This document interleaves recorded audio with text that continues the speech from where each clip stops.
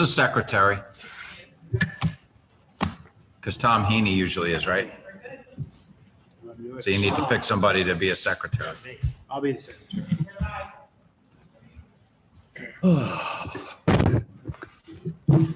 Ready? Mr. Kane, Your show, sir. meeting will now come to order. First order of business, be the roll call. Andy Bacon. Here. Tom Silvera. Here. Eric Curtin here. Olin Gambrell. Here. Dave Huntoon. Here. Chris Souza is absent. Tom Heaney is absent. And Jim Miller is absent. Okay. And then we'll have the entertain a motion for the adoption of the minutes, please. Motion to adopt said minutes. Okay. Second. Motion made in second. All in favor? Aye. Aye. Great, so done, okay. Next will be the Planning Board of Appeals. The Goldstein petition. Yeah, Mr. Chairman, all the parties involved in that petition have asked that that matter be put over to the next regular meeting on September the 22nd for control purposes. And then at that time, they will choose probably a date for a special hearing. Yeah, Mr. Chairman, I've had some discussions with Attorney David Martland, who represents the appellant, Mr. Goldstein, as well as Russell Jackson, who represents several of the abutters. And in between now and the next meeting, we're going to try to have some discussions about the format for the meeting, because we understand that there's a fair amount of abutters who may have interest in hearing it or being involved in that. And so looking at alternatives to the Zoom. I don't know if there is an alternative to handling it remotely via Zoom, but I know Mr. Martland wanted to take some time to consider that. So if you could continue it to the next meeting on August 22nd. September. September 22nd, excuse me. Yep, Yeah, September for 20th. control purposes with the idea. Right, just so we have it for the record, September 22nd. Okay, Thank you. all right, so we'll continue that till September 22nd. The next petition will be the James L. Paradise. Yeah, petition of James L. Paradise by his attorney Gerard Yeah, Galvin. excuse me, Mr. Chairman, these next few cases are just going to be continued. Yeah, so we So don't if you have to just read them. You don't want me to name read the them all? petitioner and the address, That's what I was doing. and I thought you were going to read the whole thing into No, the I'll- record. Okay. The property is at 170 Quidnick Avenue. It's also the petition of James L. Paradise for a special use permit with the property located at 170 Quidnick Avenue. So what are you Mr. going? Chairman, those petitions are before the planning board for development plan review. They've requested that that be continued to September 22nd. Okay. Petition of Newport National Real Estate. The property is located at 425 Mitchell's Lane. There's a letter from the petitioner's attorney, Mr. Silva, requesting that that matter be continued to September 22nd. He's concerned that there may be quite a bit of public input, and he wants to wait until we can have more of a normal setting for this meeting so that all parties can be heard. But at the present time, he's requesting a continuance to September the 22nd. Petition of Stephen Faria and Barbara Faria. The property is located at 595 Aquidneck Avenue and 39 Newman Road. Mr. Chairman, the same holds true for that petition. Mr. Silva is their attorney, and he's requested that that be continued until such time can hold a proper hearing with public input. Okay. Petition of Atlantic Beach Suites. Property is located at 42, 44, and 56 Wave Avenue.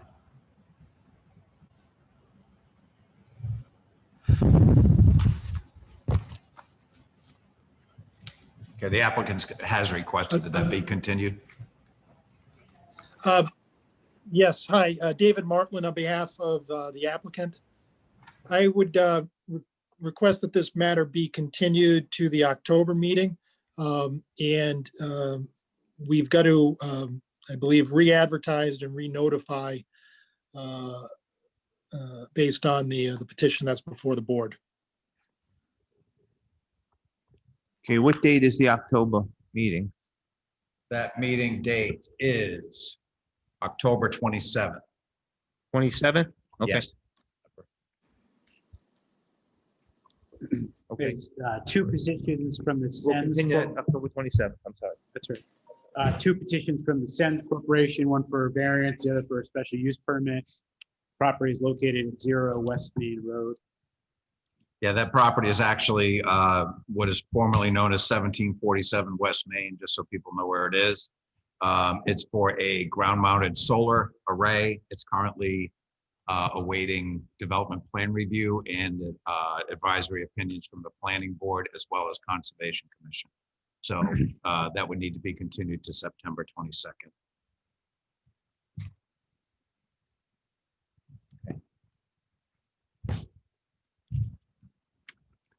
Okay. Now we'll get into the full hearings. The first petition will be Edward J. Corcoran.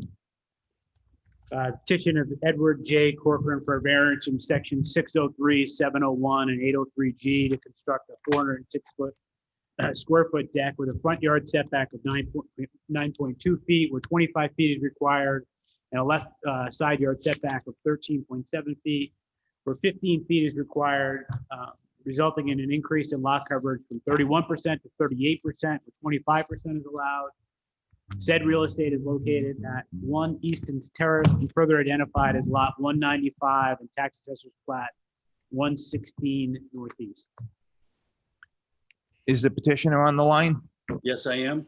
Okay, can you explain your petition? Oh, swear you in. Raise your right hand. Swear the testimony before this board is the whole truth and nothing but the truth, so help you God. I do. Okay, you may proceed and explain your petition, please. Thank you very much, Mr. Chairman, members of the board. My name is Ned Corcoran. I'm here with my wife, Allison.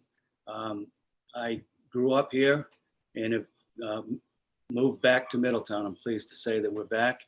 But we purchased this property in 2004.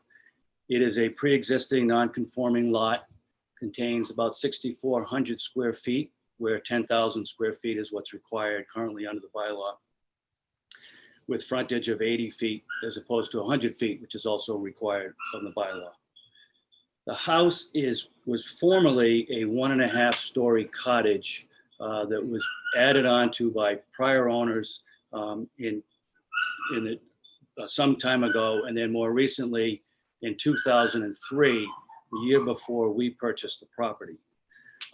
The house is set back 21 feet from the front lot line, 13 feet from the left side lot line, 8.8 feet from the right side lot line, and 16.9 feet from the rear lot line, all non-conforming dimensions. And there is a front entry and concrete stairs which come off the front of the house, which extend a further 7 feet and are 14 feet off of the front lot line. Easton Terrace itself, as you can see from the plan prepared by Mike Gaston, is 30 feet wide, but has 16 feet of pavement width. And our property is actually 8.5 feet. Property line is 8.5 feet to the paved lot line, and we have a hedge that is within the town's right-of-way in the front of our property, which renders the front yard substantially invisible from the street. On the other side, on the southerly side of Easton Terrace, the properties are actually 6 feet from the edge of the right of the paved area. So it gives the distance a greater appearance of a greater setback than what really is there legally by plan, but on the ground, it's much more substantial from the paved right of way. As I said, the existing dwelling was formerly a 1.5-story cottage. The property at 3 Easton Terrace, immediately abutting us down the hill, was also a 1-story cottage. They were both owned for a long time by 2 separate owners. We purchased from the second of those owners, and when we purchased, they had made significant improvements to this property, but the house next door was still a 1.5-story cottage. It's now a 3-story dwelling. The prior owners raised the building I think got a zoning variance that allowed them to go to 3 stories next door. Sometime before we bought, there were a couple of additions made to the rear, and including a large garage. The garage itself is 25 feet by 25 feet and is as large as the main living portion of the house. There was what we believe was a screened porch off the rear that was later enclosed. And then there was a small sunroom, a 2-season sunroom. It's not heated. That was added to the rear as well, and a rear deck. We've been here, as I said, since '04. We are now planning on making interior reservations. The kitchen is small. We want to open it up into the living room.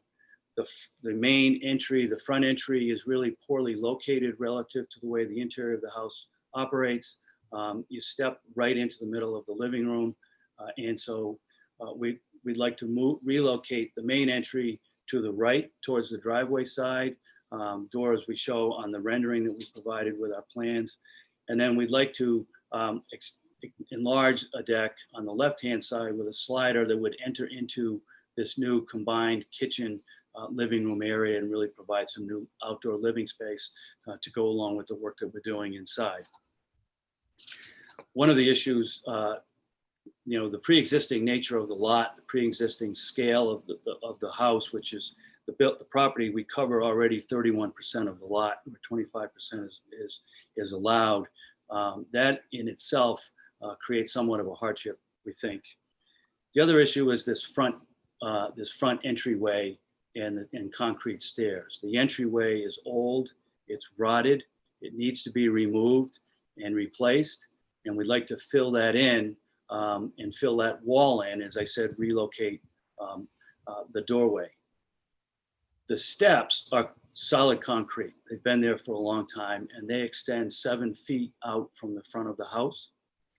So we'd like the ability to cover those steps with the deck rather than either jackhammer them out, the cost, expense, and the noise that would be included with the process of removing that.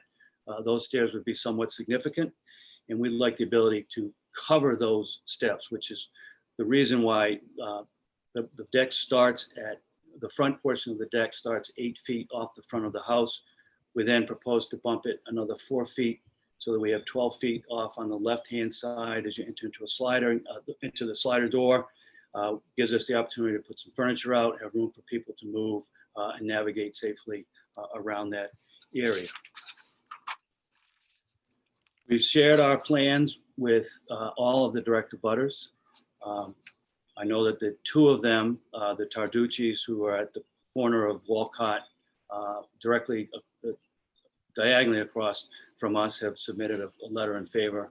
And the owners of 3, Packer, the owners of 3 Eastern Terrace, immediately to our south, have also provided a letter in favor. We've written and shared plans with Horace Henderson, who owns the property at 433 Walcott, which is the other corner just above us.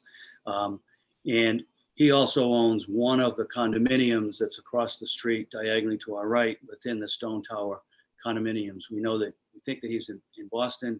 We haven't heard anything back from him. I don't know whether the board received any communication from them. And then finally, we shared plans with Kevin O'Connor, who lives directly across the street. We've known the O'Connors for the last 16 years. I don't know whether they've written anything in support either, and obviously they can speak if they're present. So with that, I would open it up to your questions, and I would respectfully request that this board favorably consider our proposal. Anybody on the board have any questions of this petition? Yeah, this is Dave Huntoon off camera. Is this a full-time residence? And if you said so earlier, I apologize if I didn't pick up. No, it's not. Yeah, we live in Milton. This is a second home. I grew up in Middletown. I went to Middletown High School. My large enough, significant portion of my family is here permanently. We are winding down ourselves and preparing to move here to make this our primary residence. And so the improvements that we're making now are geared towards making that a more permanent solution. And how long ago did you purchase the property? November of 2004. So we've been in almost 16 years. Have you done any of the Airbnb or any of the VRBO on a short-term rental basis at all? No, we haven't done any of that. We know there's a lot of it around us, but we have not. We rented it on a couple of occasions to my brother Jim, who lives here in Middletown, and on one occasion to my sister Ruthie when she was moving down from Massachusetts before she and my parents enlarged my parents' house on Holland Avenue to provide a better living situation for them. So other than relatives who have rented for a period of months, we have not opened it up or rented it at all. We like to have the opportunity to come down here periodically during the year, Christmas holidays, Thanksgiving holidays, events going on in the fall and the spring. We're back and forth. We're an hour and 5 minutes door to door from our house in Milton. So we think that this is sort of right now it's house 1A, and at some point it'll be house 1. Okay, thank you. That's all I had. Thank you.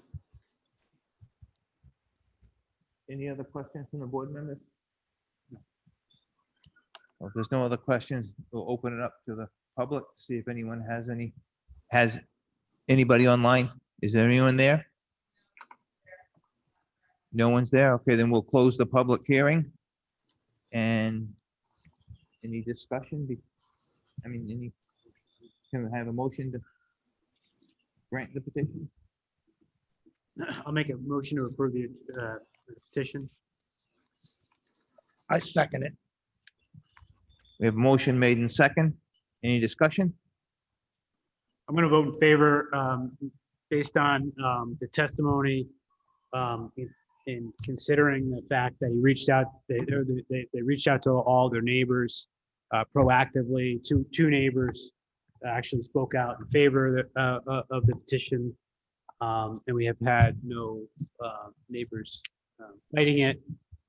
Therefore, I believe it's the least relief necessary for the highest enjoyment of the property. Anybody else have any? All right, I'm also going to vote in favor of it. I believe the relief is reasonably necessary for the full enjoyment of permitted use, and I believe the lot is undersized, and there's definitely special circumstances here. All in favor? Aye. Opposed? Granted 5-0. Thank you very much, Mr. Chairman. I'm an attorney. I do a lot of zoning and permitting work up there. Would it be helpful to Mr. Regan if I prepared a draft of a decision for his review? It would be incredibly helpful to Mr. Regan, so I appreciate it, Ned. Thank you. Okay. Next petition will be Carl Salvo. Petition of Carl Salvo for variance in section 603 and 701 to allow a ground-mounted accessory solar panel array with a rear yard setback of 4.9 feet where 15 feet is required. Said real estate is located at 7 Circle Drive and further identified as lot 18 and tax assessor's plat 117. Okay. Is Mr. Salvo there? Yes, I am. Okay. Raise your right hand.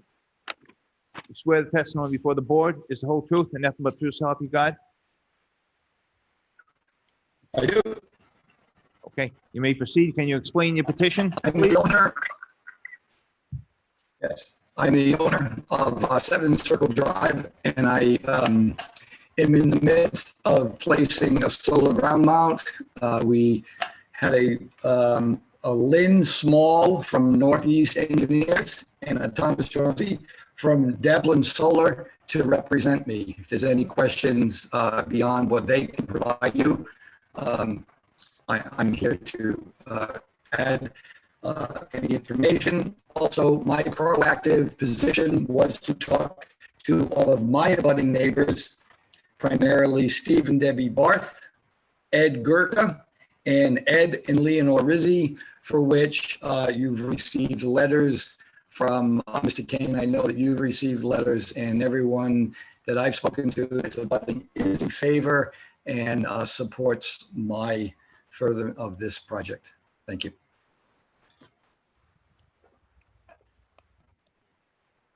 So you're putting solar panels in the backyard? Is that what you're doing?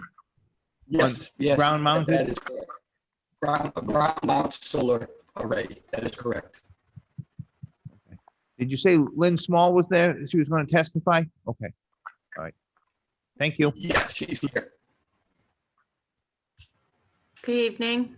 Lynn Small, Northeast Engineers and Consultants. I'm sorry. Swear you in? Oh. Raise your right hand. Swear the testimony before the board is the whole truth, not but the truth, so help you God? It is. Okay. So my office completed the survey for the property, which is included in the site plan for the petition, which demonstrates the location of the existing, the solar panels that were constructed along the rear property line. That's the only relief that we're requesting from the setbacks. We do meet the side setbacks and all of the other setbacks required, as well as height. There is existing screening along the wall, along the back of the property, which provides the screening required for solar panels. I know that the owner of the property has discussed the project with the abutters along that rear property line, and both of them are in favor or have no objections to the petition. They may have contacted the town already or submitted a letter in that regard.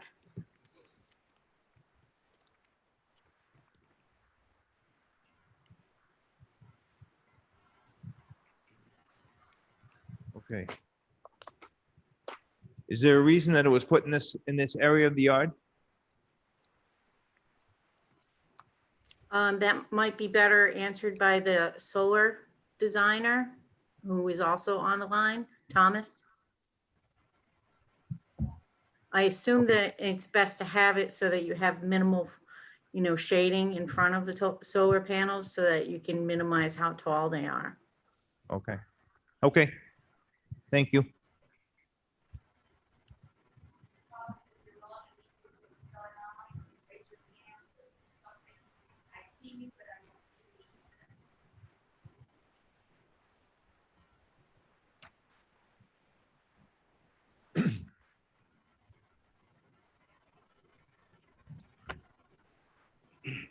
I see that Thomas is trying to connect to audio. This is Carl Salvo. I see that Thomas is attempting to connect to audio, who is the representative from Devlin Solar.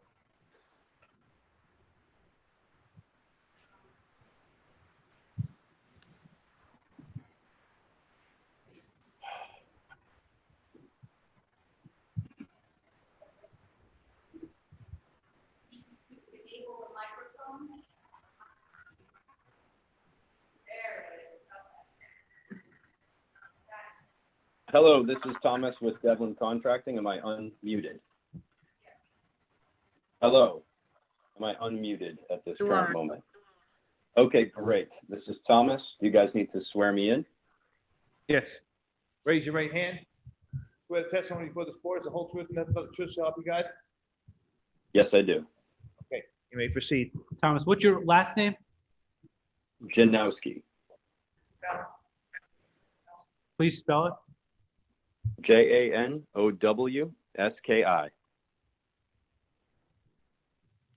Thank you. So the question was about the location of the solar array, and Lynn Small definitely spoke to the right points. The location was the solar access was the best location in the yard, as well as remained in the aesthetics of the yard to really maximize the usability of the yard, as well as the solar access that we would gain in kilowatt hours per year, as well as there's a small, side of aesthetics for the yard and the property as well.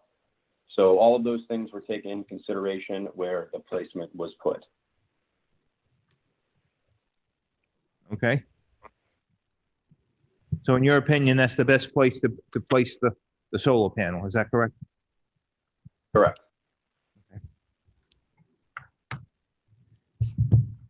Anybody, any members of the board have any questions of this witness? Yeah, Olin Gambrell here. The solar panels, I noticed in the front, they're pretty close to the ground. Do they retain heat? Can a child walk up to them and get burnt? They do not retain heat. They're designed to be a heat shed with the frames of the modules, as well as the backs of the panels are protected by a screening, so none of the electrical conductors can be exposed or accessible. And the back of the panels, as they go up in the air, do they get closer to the property line? We permitted this variance application with the closest proximity member of the solar array, which is the farthest leading piece of the structure, which would be the edge of the solar panel. So the 4.9 feet in the rear is from the top edge of the solar panel? Correct. That's correct. It's 8.9 feet to the actual foundation of the structure. Thank you. Any more questions of the board? This is Dave Huntoon. I have one quick question. Regarding the placement again, if it were located 10 feet closer to the house, are there concerns with the actual performance of the system itself, or because of shading from the trees or the house itself, or is it really just pushed as far back as possible for the maximum enjoyment of the remaining property? It's the maximum enjoyment, as well as there is an existing septic area that we did not know very much about, and it was a danger to in the construction aspect of the project. So we always try to stay as far away from old, abandoned, unknown structures in construction. Okay, thank you. Any more questions of the board? Does the petitioner have any more testimony? No, I feel it's been covered. Can I ask one more question? Yes, you may. And maybe from the expert, is this enough solar electricity to provide for the entire house, or is there any chance this will be asked to be expanded upon in the future, or is this is enough for the house and realistically, or maybe it's a question for the owner, maybe that there aren't any plans to expand the size of it? This was absolutely sized for the maximum footprint of his energy usage, and this was the smallest array we could have possibly put into the backyard to cover the usage. So there are no plans, I believe, that would be necessary for a future expansion. Okay, thank you.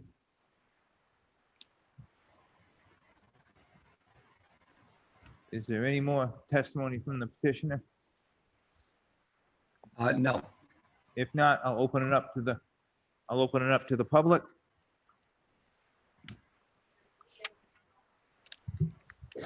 No one is from the public is available, so I will close the public hearing and I will entertain a motion.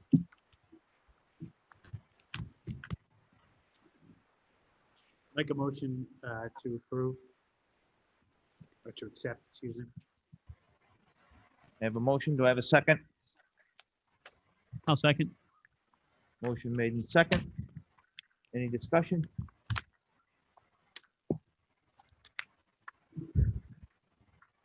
Considering the testimony surrounding the location of the septic system and the fact that the neighbors are in favor of the location of the solar array, I'm going to vote in favor. Any more discussion from the board? I'm going to vote in favor also. I believe that for the reasons that were stated, that it will be a good thing for the neighborhood. The neighbors are good with it. I think it's solar is the up and coming thing. All in favor? Aye. Opposed? Granted 5-0. Thank you. Thank you very much, the board. Thank you. Thank you very much.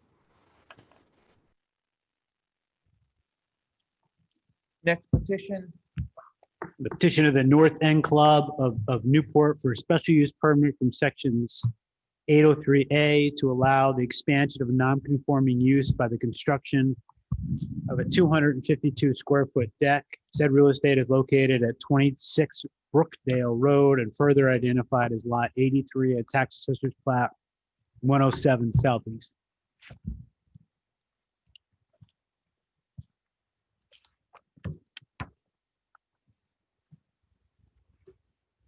Anyone on the line?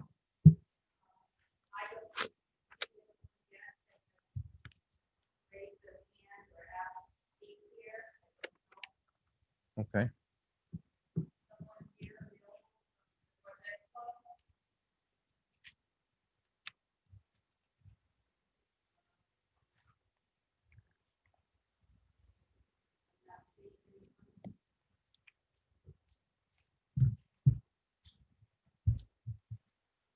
Okay. Mr. Regan, would the right procedure just to table it for now and see if we can get a hold of them? I would hold the matter Right. till the end of the night. Okay, that's what I'm saying. Table it for now and then come back to it. Please. Is that reasonable? Very. Okay, all right. That's what we'll do. We'll table the North End Club, and if they come in, then we'll put them in. All right, the next petition. A petition of GRJ Middletown LLC by their attorney Dave Martland for variance from section 603 to permit roof alterations and the addition of cupolas in excess of 35 feet on a roof elevation over the northwest portion of the hotel of a 40-foot 5-inch and the cupolas being 52 feet where 35 feet is allowed. Said real estate is located at 425 East Main Road and further identified as lot 26 in Tax Assessor's Plat 113. Good evening, Mr. Chairman, members of the board, David Martland on behalf of GRJ Middletown LLC. Thank you for allowing us to move forward this evening with this petition. This is a part of an upgrade for the property located at 425 East Main Road, which is where the Ramada Inn is located. GRJ Middletown and its principal, Graham Jones, purchased this property last year, and they are looking to undertake a renovation of the property. Then, as the board knows, it's the property's a bit tired, and what they're looking to do is reclad the building as part of the exterior renovation, so that you've got sort of a multi-colored beige and yellow brick presently. So part of what they're doing is to redo the facade. So you've got a red brick along the first floor area. You'll have cedar shingles above the second and third floors, and then take that, sort of a very unarticulated red roof and redo the roof with a more natural looking colored shingle that will be an asphalt shingle. The renovations that will be undertaken with respect to the tower that's kind of on the left-hand side of the building that shows 4 stories. They want to, and I'll let Ross Kahn explain this, but basically redo the roof line a little bit there to bring in that 4th floor into the roof system, so it doesn't look as daunting as it is. And then there's on the main building currently, you've got a sort of a large cupola, and what they're proposing to do to sort of break up that massing of the large roof is to remove that cupola and have 5 sort of smaller cupolas along the main ridge, and then one a 6th one on the office building.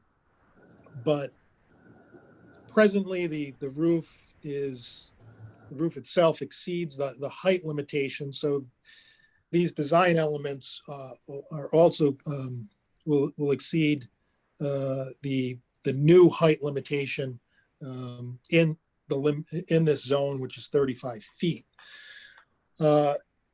The the height to the top of the cupola, I put in the application as being 50 feet. 52 feet. And that is really to the top of that spire that's on the top of the cupola, which itself, that spire is a couple of feet tall. But that's sort of an overview. This is part of an overall upgrade to this really sort of, worn down and outdated building and facility. My client is also looking to make some significant changes to the interior, do a number of renovations to the interior, but that's not before the board. We're not asking for any expansion of the number of rooms. This is simply to really try to make this more aesthetically pleasing and try to make it more compatible with the commercial design standards that exist in the town. I believe Ross Kahn is also on the line. If I could ask that he be unmuted to present the renderings that he's prepared. Am I unmuted?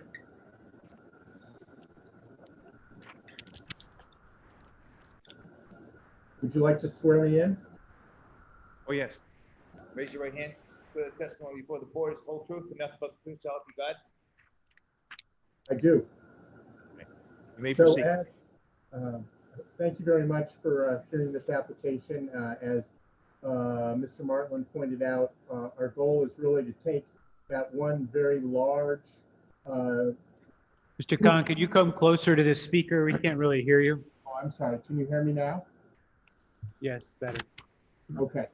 In any case, as Mr. Martland said, our goal is to basically take that one very large, ungainly cupola and break it into smaller cupolas that are more in character with New England resort hotels, which is the model we're trying to emulate in terms of the renovation of this building. And the height of these new cupolas, the peaks of those, not the decorative spire, but the actual roof itself, is basically the same height as the existing cupola, the very large cupola that we'll be taking down.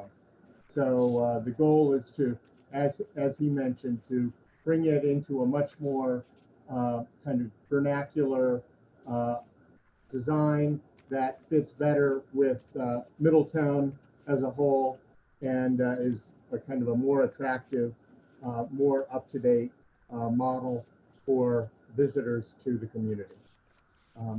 If you have any additional questions, I'm happy to answer. Anyone on the board have any questions? Yes. Yeah, good afternoon. This is Dave Huntoon. I just want to make sure. So I believe what you're saying is the overall height of the roof structure itself, minus the cupolas, is not going to change at all. You're adding a little bit to the tower structure at the end, to, as Mr. Martland explained, to kind of make it more of a in line with the aesthetics of the building. And then the 5 cupolas that you're adding, the structure of the cupolas minus the spires are essentially the same height as the existing larger cupola. And it's really just the spires themselves that are adding the significant difference to the plan. Is that generally correct? That is correct. Okay, I that's believe fine. that the new cupolas will be about a foot taller than the existing. Okay, so the cupolas themselves are about a foot taller than the existing larger one, and then the spire is what extends it up higher. That's correct. Okay, that's the only question I had. And to clarify, there'll be no additional rooms requested, or this doesn't create any additional square footage, if you will, or interior space? That is correct. These are decorative elements that are mainly there to just break up that very, very long, large roof line, which makes the building seem so oversized in comparison to the rest of the neighborhood.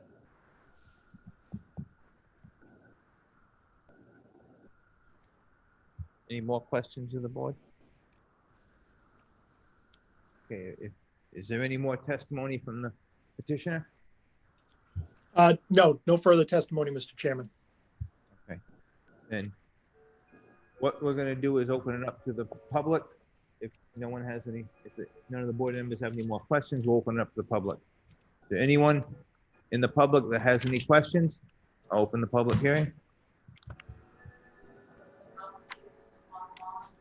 Okay, as seeing no one else online, I will close the public hearing and I will entertain a motion or discussion, whichever.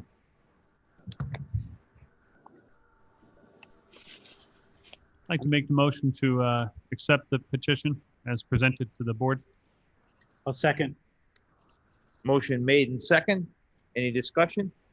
This is Dave Untitled, and I plan on voting in favor of the petitioner. I think that the relief they're seeking is minimal, and considering the current condition of the property, I think it will enhance the aesthetics of the property itself and would benefit the community as a whole. So I plan on voting in favor. I agree for the same reasons. I think overall, the aesthetics are going to be vastly improved with no additional rooms. It seems like a reasonable request.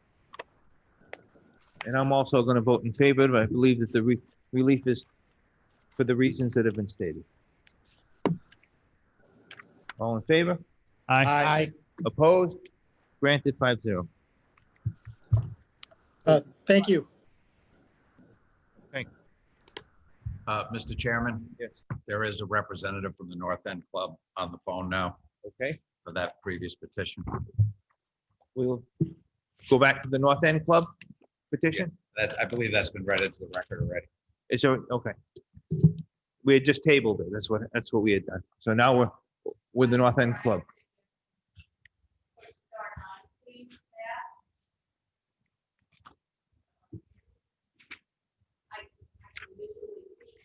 Okay, This is Matt Sullivan from North End Club.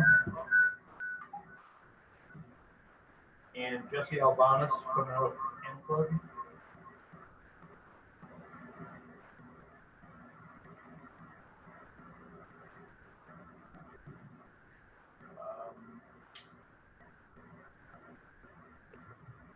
Can you hear us now?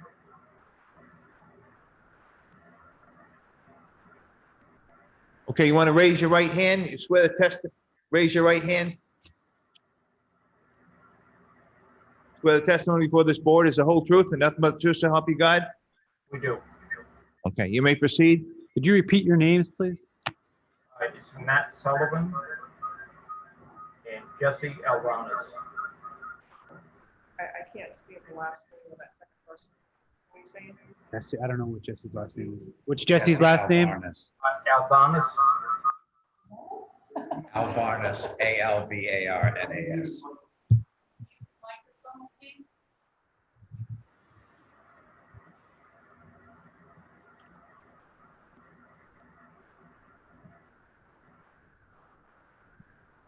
Okay, can you explain your petition, please? So the petition is for a 14 by 18 foot, 200 square foot deck on the back of the building.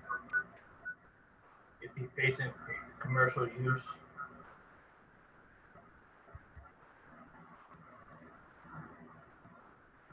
We can't hear you.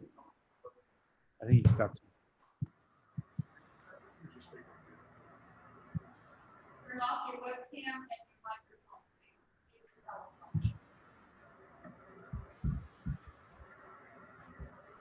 Can you hear me now? Yes, that's better. Okay, I apologize. So it's basically a 14 foot by 18 foot, 200 square foot deck on the existing building facing a commercial use.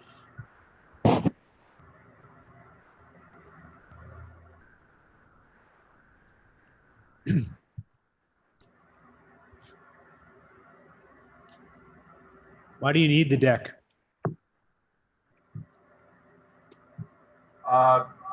Just for general use, it's just for some of the, just to go out and enjoy the sunlight and whatnot. It's not for any particular use.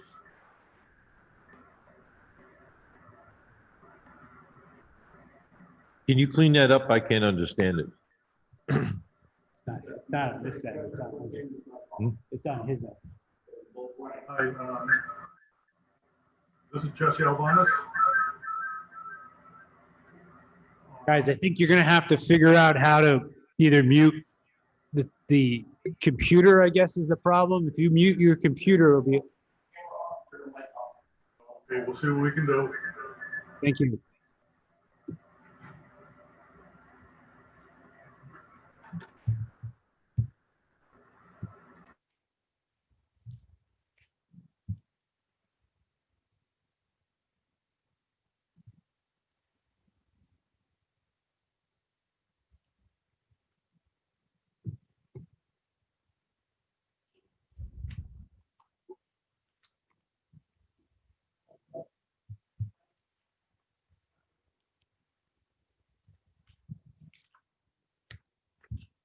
Is he on the phone and the computer at the same time? Yeah.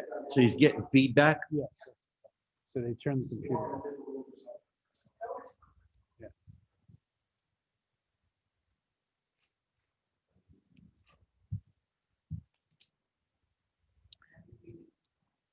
Can you unmute your phone and perhaps go into a separate room away from your computer?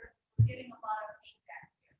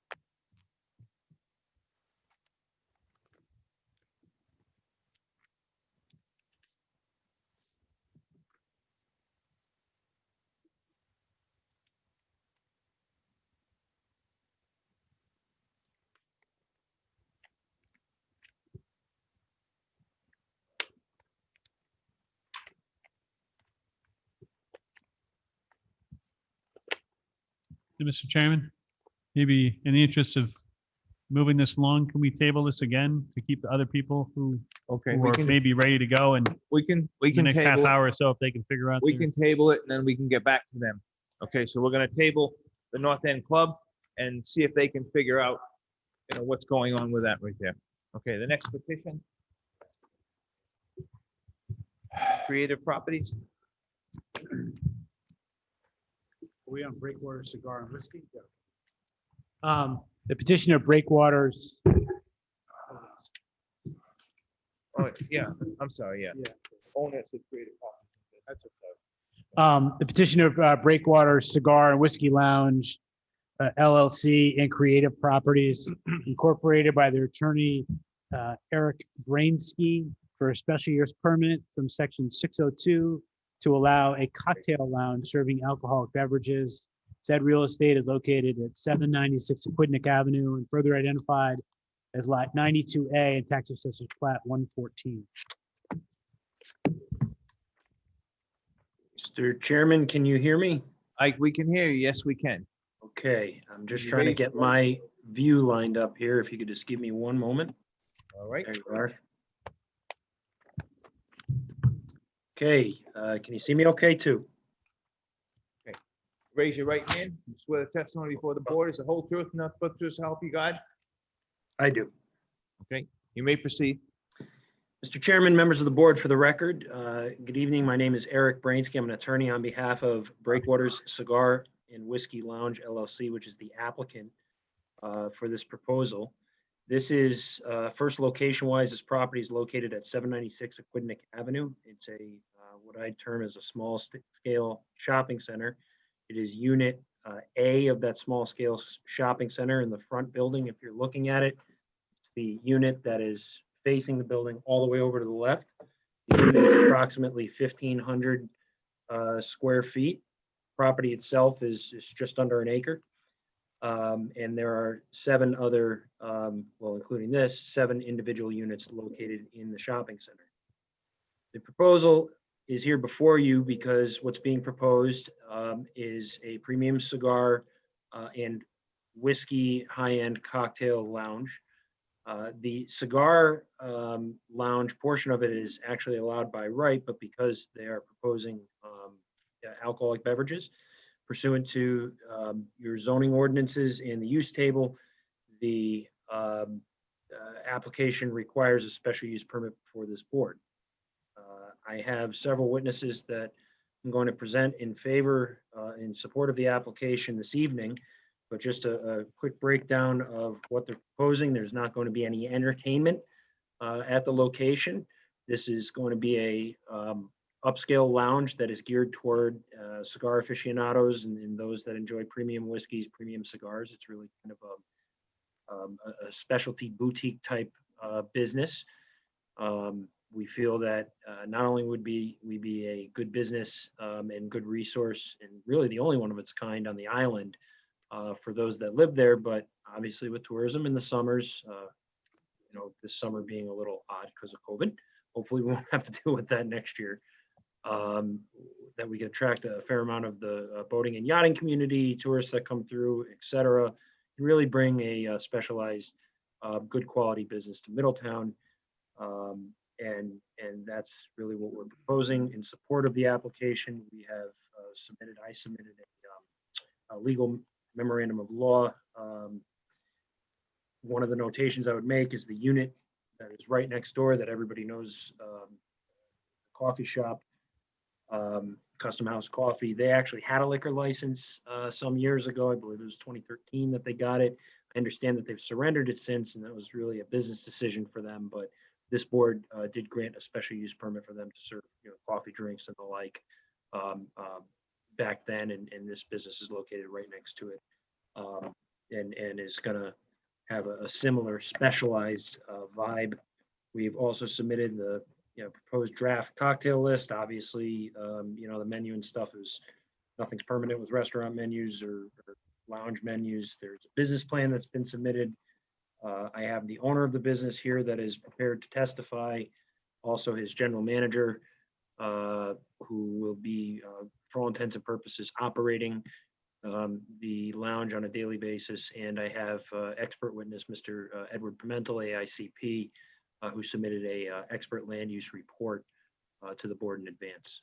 So unless you folks, I'm happy to answer any questions for the 10,000 foot view, so to speak. If not, I would happily present my first witness.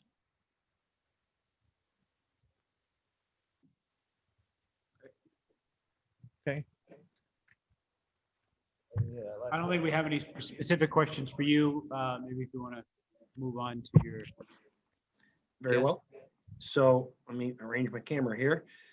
So I'm going to slide Mr. Reed. This is Ronald Reed. He is the sole member and manager of Breakwater Cigar Bar and Grill LLC.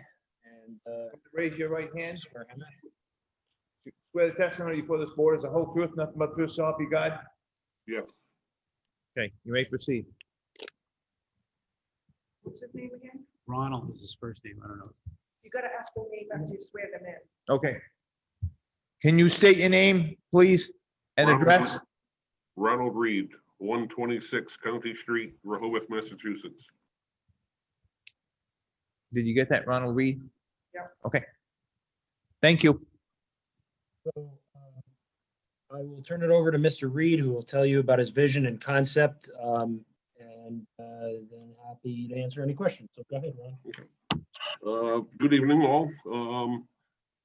My vision of a cigar lounge in Middletown would be a high-end upscale lounge. I would think, for more high-end clientele in the higher age group. As we stated, no entertainment. We would have approximately 40 seats. Some would be at the bar, some would be like a leather executive style seating located around the establishment. We would have a 144 square foot cedar lined humidor with premium cigars. We would do a cash and carry business as well as the cocktail lounge setting where people can come in, purchase a cigar, purchase a cocktail, or other, beverages, and relax, network with friends or work acquaintances.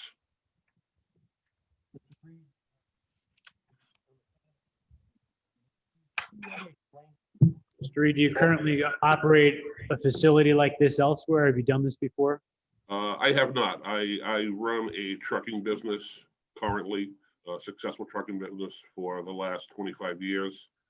But my general manager, who is going to be handling the day-to-day operations, has vast experience in this type of business. He'll be testifying this evening as well, Mr. Chairman. Okay, thank you. What are the hours of operation? Do you know what they're gonna be? Right now, it's going to be 8 a.m. to 8 a.m. until 10 p.m. Sunday through Wednesday, and then 8 a.m. until 12 midnight, Thursday night, Friday night, Saturday night. Subject to approval. 8 a.m. to midnight on a Thursday night, Friday night, and Saturday night is, Yes. Yeah, so under a Class C license, which is where this would fall, Mr. Chairman, that is permitted as long as you're blessed by the council. We will, obviously, this is our first step. We will be proceeding there next if, in the event the board grants approval for this. okay. Thank you. And just, can I have one question? Yes. So just to confirm, this is open for public business and not a private club with membership. Is that correct? That is correct. Thank you. Okay, yes. My question is that there's a coffee shop and also a pizza shop there. And where are all these people gonna park at 8 a.m. in the morning when the coffee shop, that's its business time? I mean, there's only so much parking there. I have to get my coffee there. Now, you're gonna be open at 8 a.m. How are you gonna facilitate all the parking? That's my question. The parking, Mr. Chairman, that we submitted with the plan is compliant with the zoning ordinance requirements. Okay.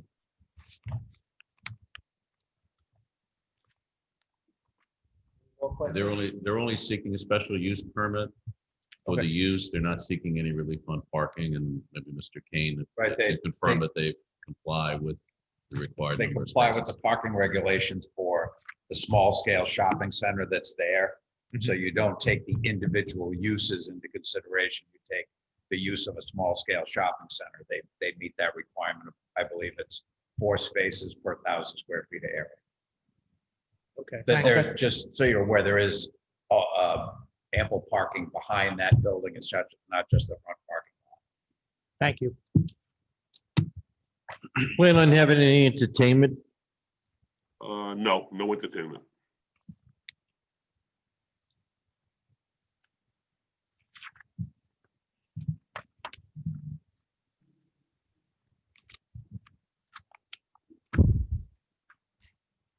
Okay, any more questions of the board?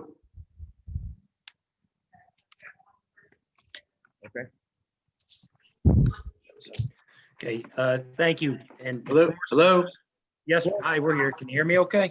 Yep, my name is Angelo Botello. I live on Quinnick Ave, pretty much abutting the place that is being spoken of today.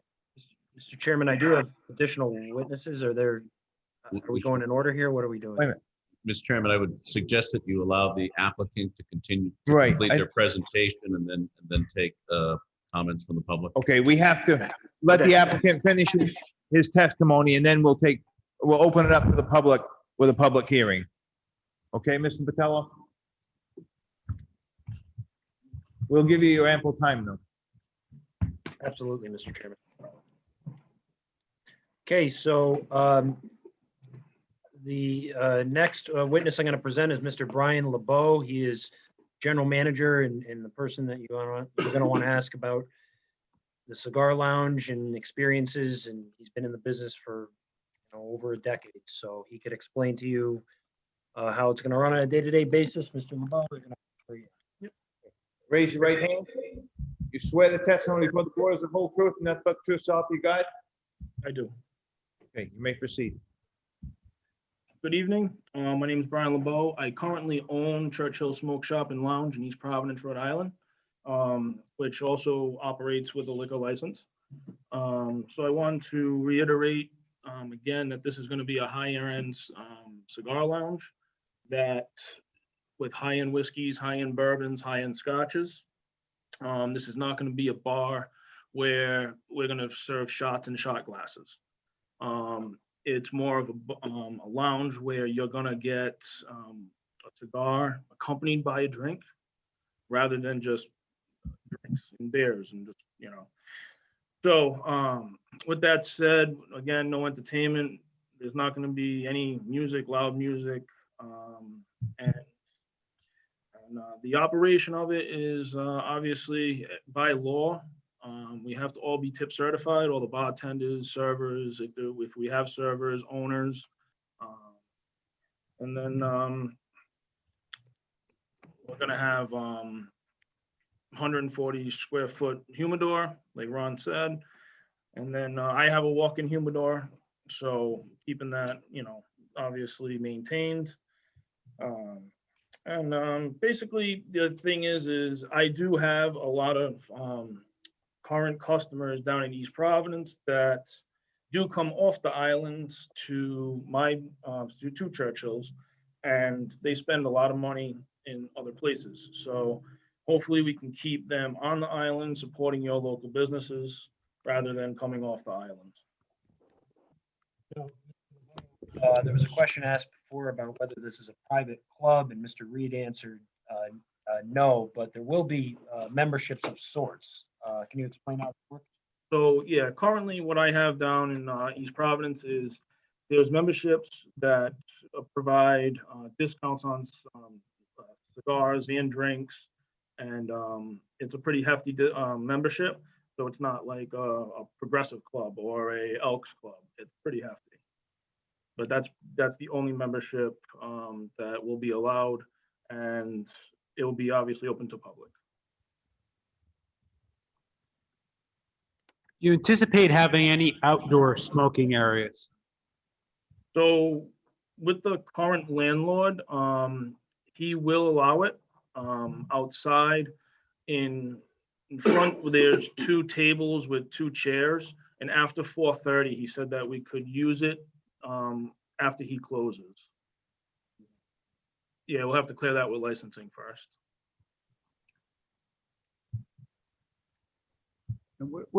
Where exactly is the space? Or if I'm looking at the coffee shop, are we to the left or the right? To the left. So it's on the To the corner. left, if you're looking at the coffee shop. You're gonna have outside tables? There's only 2 right now. We don't plan on putting out any more.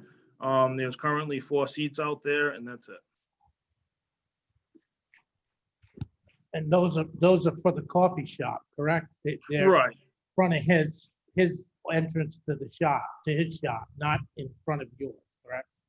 No, there's currently 2 there now, in front of Unit A. Okay. That we've been granted the access to use after 4:30 at night, after he closes down.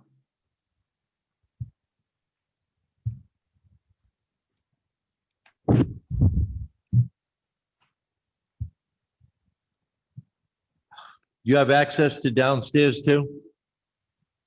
We have access to a little utility room, that's it. So when you rent Unit A consists of the first floor, and there's a basement that you can go around to the back of the building to gain access, or go through Unit A down the stairs. Are you renting both those units or just the one? No, just that one. Just the top one. In your plans, next to the restroom, there's a door leading to the basement. Right, that's the utility room, where our electric panel is, and we're gonna have to put a water heater there. But that stairway leads right down to the basement. There's another occupancy down underneath that unit. There is a locked door to get into the other unit. So your only entrance and exit is just the front door? Correct. You don't have a second means of exit? Well, there's a locked door down the stairs, but then there is an exit. There's also another door to be exited that way also, down the stairs. Well, my concern here is if there's something happens, how do the patrons get out of the building? Don't you have to have, Mr. Kane? Isn't there 2 means of egress? Depends on the occupant load of the building, the layout of the space, and the use. The fire code's going to dictate whether or not they're going to be required more means of egress. Because they're located on the first floor level, they have access to grade level. It's likely that one means of egress will suffice. But in this particular incident, in this particular unit here, the first floor is from the front only. In the back of the building, it's on the second floor, and there are no windows on the side, but there are in the back. They're required to have one means of egress to grade level, which they currently have. If they're required a second means of egress, that stairwell in the back could serve as that. Because I'm familiar with the building, it's completely enclosed and it leads them directly to the exterior. So that would suffice should a second means of egress be required. So where he's stating that that door is locked, it Well, it has, would obviously, he's got to make interior renovations and put the proper hardware on the doors if the fire marshal needs it necessary. and that would be before, if this plan was approved and he moved forward, that would be part of the Yes, inspection requirement? right now, your job is to determine whether or not a special use permit is appropriate. When it gets to the plan review for permitting, we'll make those decisions. Exactly. Thank you.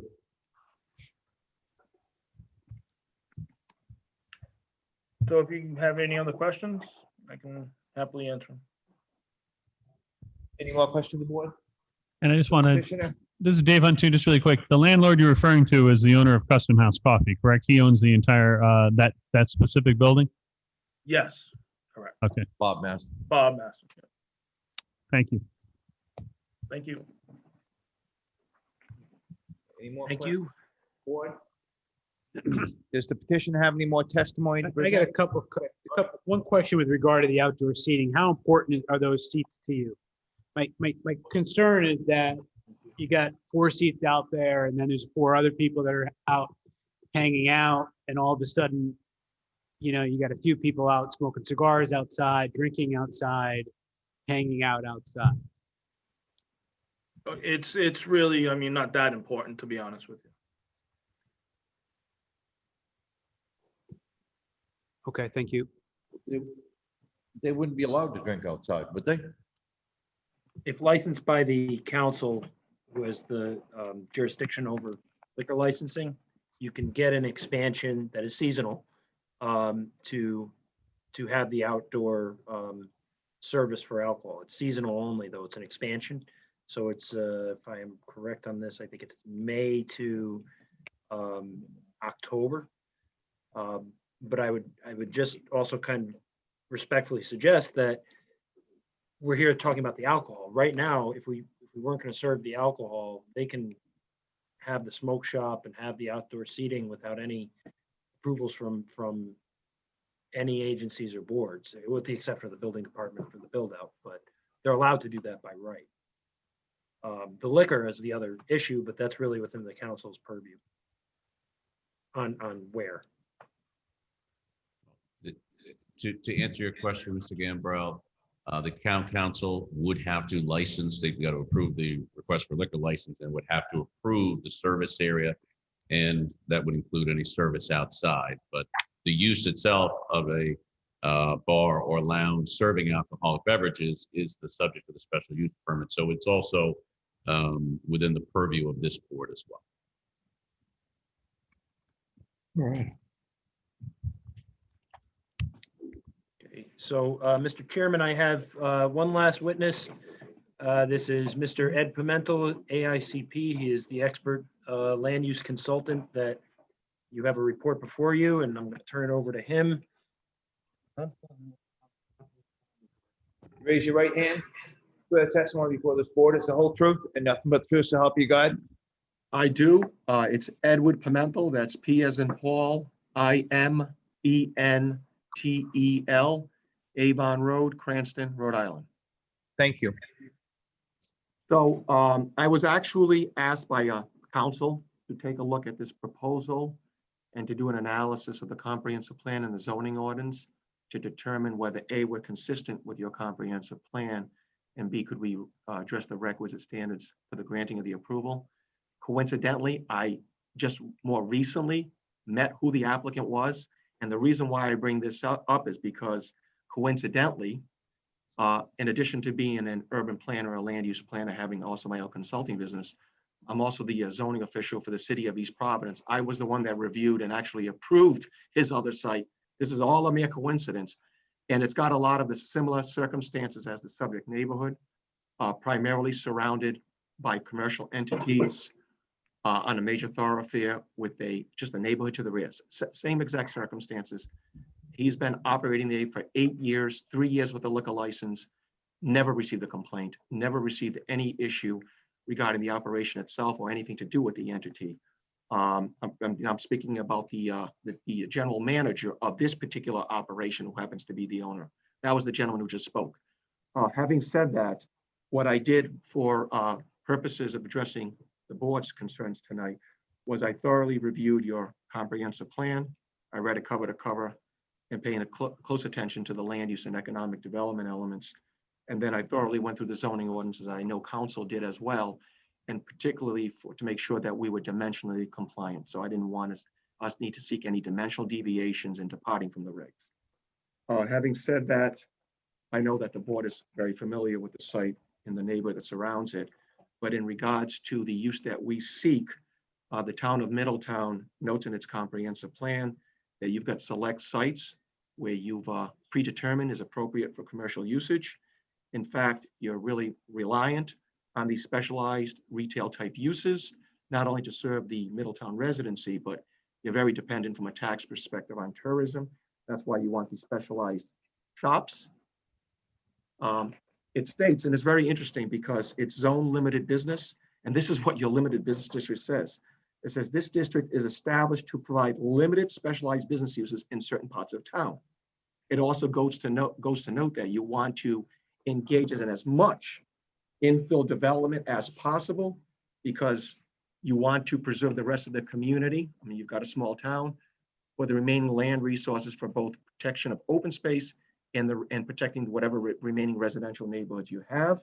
It states, and I quote, that any new commercial growth should continue to be infill development and that future expansion of commercial uses should be restricted to the infill of existing commercial uses.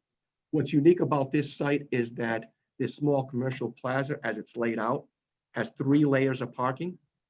So you've got the rear parking, the middle parking, and then the parking that fronts on Aquidneck Avenue. This building fronts on Aquidneck Avenue, so it's actually buffered by 2 parking lots and the back building.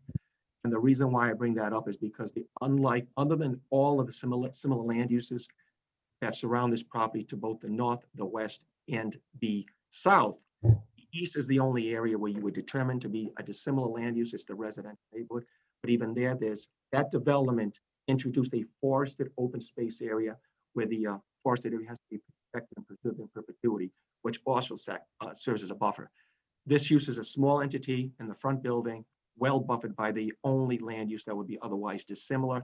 So I don't believe it's out of character with the neighborhood or would be inconsistent with the goals and objectives of your comprehensive plan. Starting on page 9 of 10 is where I address the standards for the granting of the special use. The first two would be A1, it will not result in a significant diminution of property values of the surrounding area. And number 2, it will not create a nuisance. Once again, through my neighborhood analysis and the placement of this particular unit on the property, I believe there's going to be no interference or impact whatsoever. This commercial plaza has been around since the mid-1980s. It's also got an interesting dichotomy of land uses where the peak periods of the different uses are different. The coffee shop peak would be different from this particular use, which is great from a parking perspective. Number 3, it'll be compatible with the comprehensive plan. I did a thorough analysis. In addition to the quotes I've just stated, I have additional quotes throughout the report. I don't think I need to regurgitate. The board has had an opportunity to review my report. Number 4, that the granting of such special use would not be detrimental or substantially or permanently injure the appropriate use of the property of the surrounding area. Once again, I refer to my neighborhood analysis and how this particular unit is being positioned on the property. And finally, that the special use will not result in hazardous conditions inimical to public health, safety, or welfare.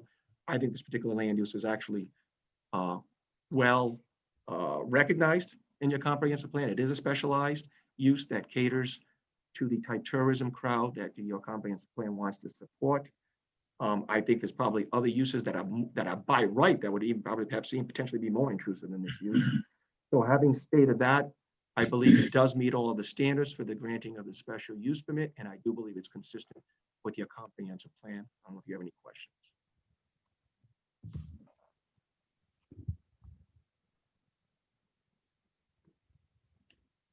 Any questions?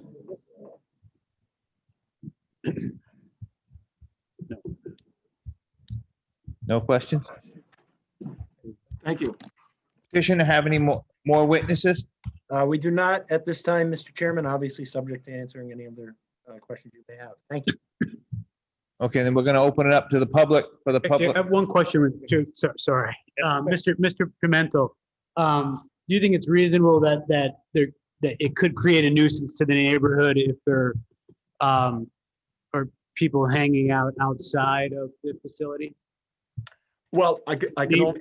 And what I'm getting at is that in this being a small strip mall with neighbors all around it, as opposed to other restaurants that are solely on their own property, the direct abutting neighbors, this could create a nuisance for them. Would you agree with that? So I can only speak from both practical experience as to the other establishment, not only the one in East Providence, but there's a couple of others in East Providence that it's not under control of this particular applicant. But the one in question that I've reviewed and approved is actually also in a multiple commercial tenancy. It's also, and in that case, it happens to be a backer unit that's closer to the rear neighborhood. We've never received a single complaint about anybody hanging out, but just because of the nature of the high end, and his clientele there is higher end as well. Just by the nature of the clientele that visits, it's not that kind of establishment. This isn't a bar per se, and I also have to deal with a lot of bars in East Providence that I get complaints about. But that being said, it's not that kind of clientele. These people go there, they really just want to smoke the cigar. I know a few go there, smoke the cigar, want to read their papers and have a high-end cocktail, and then they go home. And a lot of times, actually, it's business people getting together to discuss business. It's not that kind of clientele.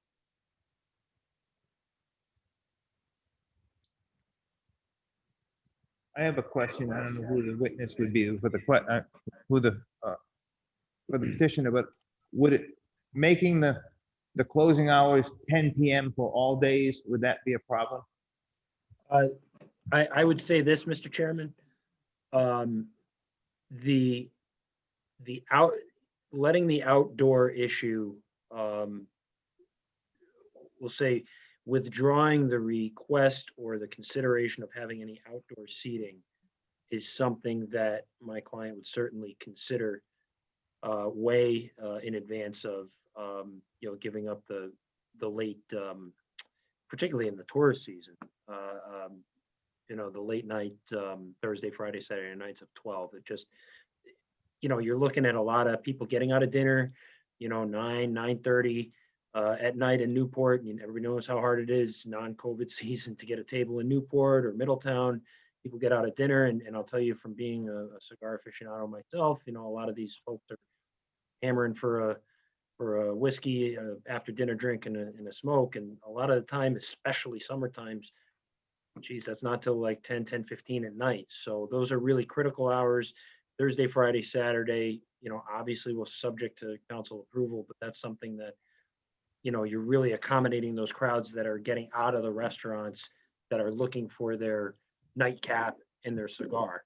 The outdoor seating, as Mr. LeBeau said, and I'm sitting across the table from Mr. Reed, I think it's something that they're willing to have a condition of approval to say, look, if that's really a concern, we don't really need it. But those 3 nights, especially in tourist season, that's hard. It's gonna take away a lot of business.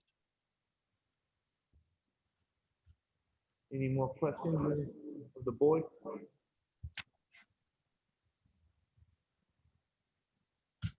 Is there any more testimony from the petitioner? Nope, reserving the right to answer any further questions or concerns. Thank you, Mr. Chairman. Okay. Now we'll open it up to the public.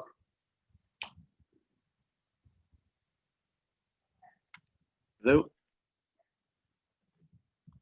Hello?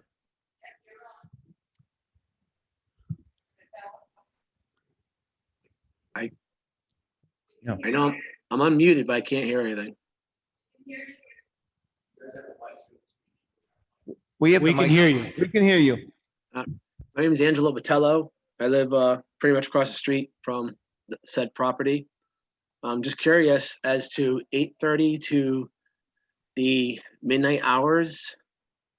Are you serving at 8:30 in the morning? For those that come in under a Class C license, yes, that is permitted. You do know that this is a bus route to a major school, if not 2. Okay. People drinking in the morning and kids going to school and waiting out by the bus. Well, that's kind of an enforcement issue. That's not an issue of, we're not trying to attract Joe Schmo who's taking his kid to school and hopefully comes in and downs a few whiskeys beforehand. But it's allowed under a Class C license to go ahead and do that. And I know the board brought it up, but 10 o'clock, I know you had mentioned that, the coffee house had a liquor license, a few years ago, and they actually shut down by, I think it was 10 or 10:30, which wasn't a bad thing. But I know I'll be opposed to anytime after that. I'm also going to be opposed to serving alcohol before 10 o'clock with kids walking down the road. This is a major road for the buses, a major road for kids walking. They're going to be putting sidewalks in pretty soon. You had mentioned something about boaters, that really worries me. This road is busy. We've had quite a few accidents on this road, just people driving to work, never mind having alcohol and then trying to go home. So that's my concern is,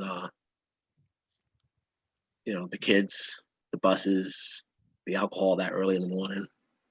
I live here, so midnight, you get a lot of holler and hooting. I'm pretty much opposed to anything after 10 o'clock.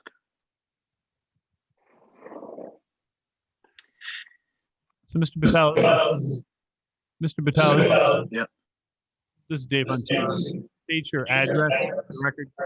833 Aquinic Ave. It's my house, high hedges, kind of sits back a little bit. Can't really see it from the road, but this past spring, normally if it wasn't for COVID, my wife, my son, and my dog would have been hit by a car that pretty much landed in my hedge. And we know the guy wasn't drinking, but the road is busy. You know, I'm like, I mean, Petro Oil a few years ago drove off the side of the road. You know, people pulling out of parking lots, sideswiping cars. They're running motorcyclists off the road. I mean, it's really not a safe road. And then you're going to add alcohol to it. Is my concern. You know, I live here. I also run a business here, but my operating hours, either before or after those kids are off to school. So it's just, you know, 8:30 alcohol. That sounds kind of crazy. You know, I don't know what other bars, you know, what time they serve alcohol, what time they open at. I get what you're saying about whatever the rights are as a business, but this is kind of, you know, I'm just stating for the kids. A lot of these parents don't hear this. They probably don't know about it, but this would be something that I don't know. Serving alcohol that early in the morning is crazy. It's a disaster waiting to happen. Okay, well, thank you. Thank you for your comment. Thank you. Question for Regan? Yes, sir. Are we, as a board today, are we discussing strictly the approval as it is written into code, i.e. the hours available, the days are available? Or we're not making any sort of, or can we make any sort of stipulations that in any way limit the standard Class C license and the hours of operation and all the things that go along with that to the town council? Are we able to discuss that here today as a board to approval with these recommendations, like maybe some of the other boards could potentially do for other types of topics? Or is this, we're approving it as stated here, no ifs, ands, or buts, up to the council from there? Well, the board has a right under both the State Enabling Act as well as the zoning code to, when someone comes in for a special use permit, and if you believe it's necessary to mitigate any potential negative impacts of the proposed use, you do have a right to put some reasonable conditions on the operation that's being proposed. So, and and you've done that in the past. This is no different, in my opinion. There is some overlap here between the board and the town council, because the town council will be reviewing the application for liquor license, and the town council has a right, when they do that, to consider some of the same things, such as hours of operation, whether the service area should extend outside or not. But in my opinion, there is some overlap between the board and the town council on this issue, because once again, you're here for a special use permit, the use being a bar serving alcoholic beverages. And so in my opinion, you have the right, if you believe it's appropriate, to put reasonable conditions if you're concerned that there's going to be some negative impact with regard to that. You know, as always, you're going to make your decisions based on the record that's in front of you. But whether you grant it or not, or put conditions on it or not, then you know the town council likely will take a look at those same issues as well when they address the liquor license. If I can, So we could make a motion to approve the petition with the restrictions of the hours of operation be from 9 a.m. to 10 p.m. Mr. Chairman, may I be heard?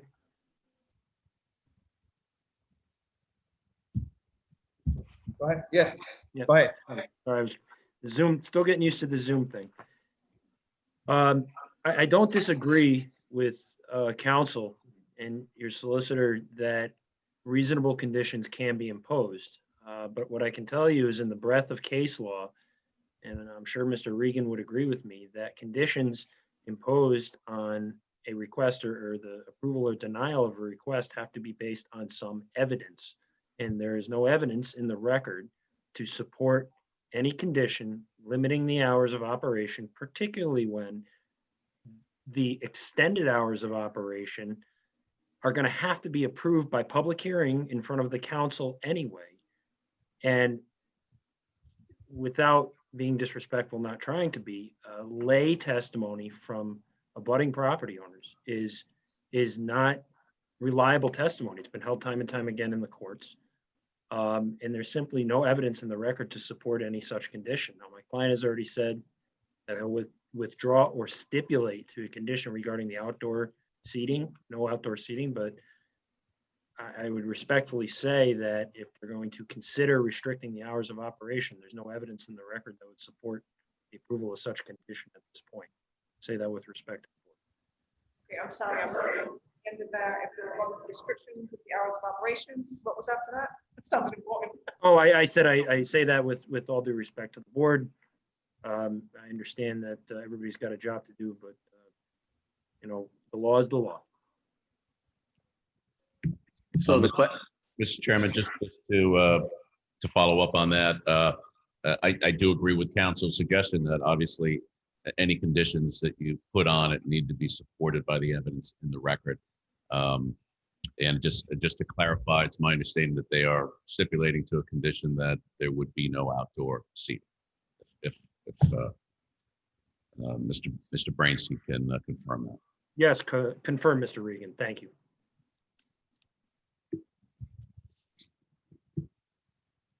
So question would be, if I could, when you say laid, explain that term to me because I don't understand it. Lay testimony just means we have two types of testimony. We have expert testimony where someone is qualified as an expert. And then everything else really falls into the character of what we call lay testimony. In other words, non-expert. So we might have an engineer who's qualified as an expert before the board. That's expert testimony. We might have an abutter who's just testifying to their own observations, and that falls into the category of lay testimony. Yeah, in that regard, Mr. Chairman, perhaps Mr. Pimentel can again state what his expert opinion is. Yes, so as I've indicated before, having had some experience with this and actually having approved such a site, now 3 years operating, very similar circumstances, not a single complaint about any issues from an external operational perspective. They don't have any outdoor area. B, the clientele, familiar somewhat with the clientele, and B, sort of similar hours of operation, and on a very, also, I would equate to be a very similar major thoroughfare. If people are familiar with Warren Avenue in East Providence, where Cello's is, there's medical facilities. There's a lot of other commercial businesses there, heavily traveled. I'm not even aware of a single accident involving this site. So, and there's a bus stop across the street for the children and school bus. I'm just not aware of any such thing. It's not a bar. I understand they serve alcohol. It's not what you imagine like a bar is, where if people start drinking early at a bar, you may have had experience like that. That's not the kind of clientele that go to these high-end cigar shops to have the high-end whiskeys. I'm just telling you, having personal experience with them and brewing them myself. It's not a similar type of establishment. Mr. Chairman, a question from Brainski. Mr. Brainski, is this proposed operation, does this qualify as a smoking bar under the statute? The Class C license. So it is not a victualler license. Class C is basically allows you to, again, for the cigar end of things, you don't need a license at all. For the alcohol end of things, it basically allows you to have alcohol, no kitchen, no food, with the exception of prepackaged food, and allows you extended hours of operation if approved by the council after public hearing till midnight, Thursday, Friday, Saturday. Of course, that is subject to council approval. My question was whether or not the operation, and this is under Section 23, Chapter 20-10 of the general laws, with regard to a smoking bar, where there are some limitations on revenue produced by, where most of the revenue has to be produced by tobacco sales versus liquor sales? Yes, yes, yes. Thank you, thank you. I see what you're asking. Mr. LeBeau is very familiar with that. and he can address it. Yeah, so we do have a stipulation that we have to sell 51% of our sales have to be in tobacco and tobacco-related products, and 49% of our sales have to be in alcohol. I just wanted to clarify that for the board, so.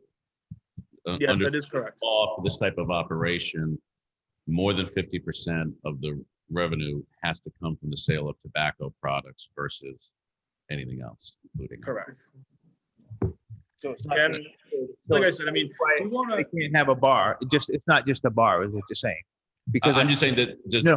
by law, Right. they have to, and they go through reviews, I think it's the Department of Business Regulation, but they have to show that the majority of their revenue and sales comes from the sale of tobacco products versus alcohol.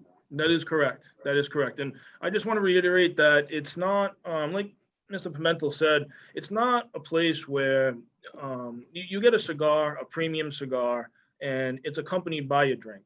It's not where you're going to go and have 4, 5, 6 beers and then drive and get in your car and go home. It's more of a high-end whiskey. You sip it, you don't shoot it. I just wanted to reiterate that. One quick question for you. This is Dave Huntoon. Are there any televisions or, and again, maybe we're just still want to make sure we understand the difference between a high-end bar and a bar, but any television, Super Bowl Sunday, Final Four, any of those types of events going on at the current establishment? Would you anticipate anything like that going on in this one? Yeah, I do have TVs. I do put the games on pre-COVID. Football games, baseball games, Little League World Series, March Madness. And yes, we would have TVs here. Okay, thank you. You're welcome.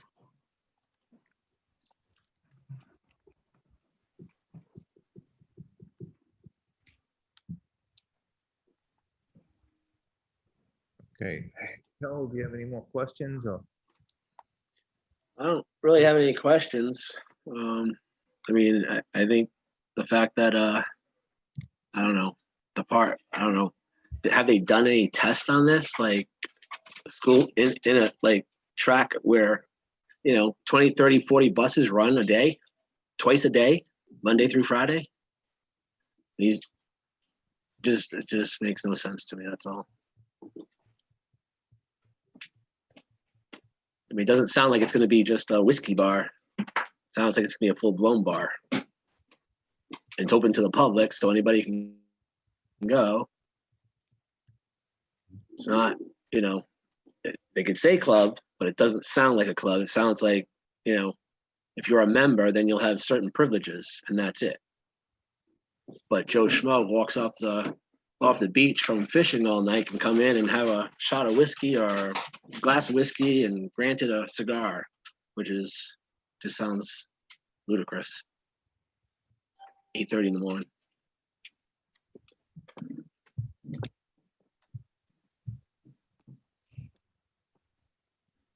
We're not from Providence. We're not from Cranston. We're not from Warwick.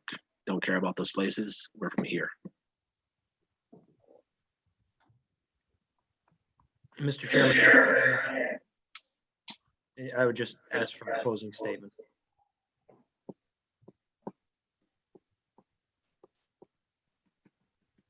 Mr. Chairman, would there be anybody else to speak in favor or against the petition? All right.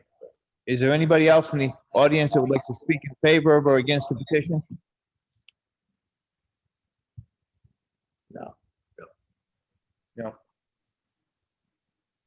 Okay, if there's no further testimony from the petitioner or I'll close the public hearing. Unless he wants to make a closing argument. Am I all set, Mr. Chairman? I'm having a little trouble hearing you. Yeah, do you want to make a closing argument or? Yes, just very briefly. In sum, Mr. Chairman, this is a one-of-a-kind establishment that is going to be based in Middletown, be the only one on the island. It is going to be geared toward the young professional, a sophisticated community, police officers, and it's geared toward a very specific crowd. We've heard testimony from expert witness, Mr. Pimentel, who's opined regarding the comprehensive plan, zoning, and the concerns regarding hours of operation. My client believes, for all the reasons previously set forth, as well as those set forth in the memo, that we satisfy the criteria for issuance of the special use permit. We would ask for favorable consideration by the board, and as previously noted, we would stipulate to the condition that there wouldn't be any outdoor seating, as that was some concerns that were brought up that, quite frankly, and I forget which one of the board members brought it up, my client took a second look at sitting here and kind of made sense to him. So we would like a shot to come down and be a settled business in Middletown. So we appreciate your time and I hope you give us a shot. Thank you. Okay. There.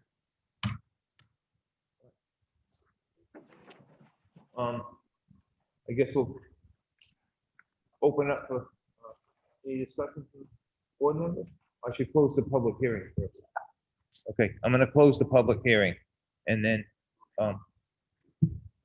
I'll close the public hearing and then we can have a discussion. Public hearing is closed. We need to make a motion to. I'll make a motion to accept the petition.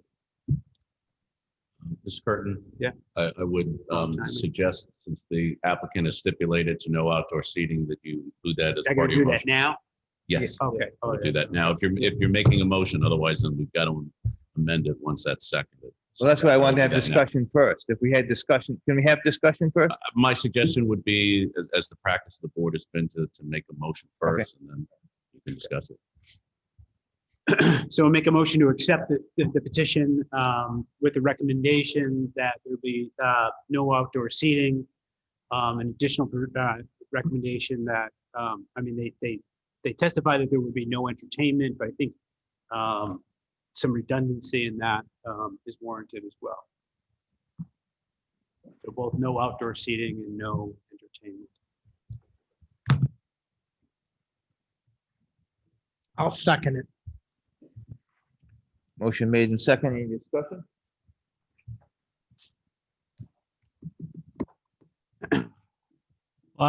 This is Dave Untitled. I plan on voting in favor of the petition with the stipulation stated by my colleague. I feel that the applicant has demonstrated that they have met the requirements of section 902 for a special use permit.